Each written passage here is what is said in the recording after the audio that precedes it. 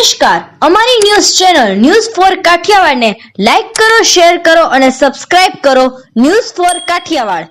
નમસ્કાર.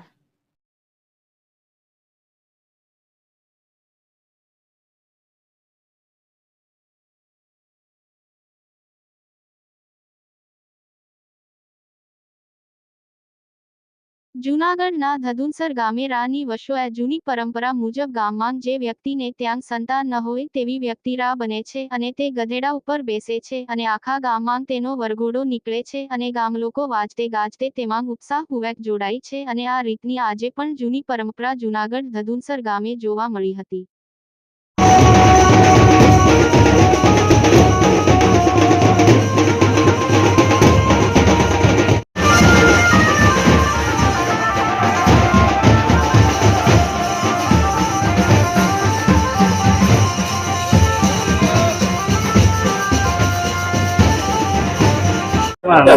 મારું નામ સિનુભાઈ મોહનભાઈ દીવરાણીયા. હાલ હું ધંધુસર ગામનો સરપંચ છે. અમારે આ રાની પરંપરા વર્ષો જૂની 500-1000 વર્ષ થઈ ગયા છે. કોઈને ખ્યાલ નથી, એટલા વર્ષોથી આ ચાલુ છે.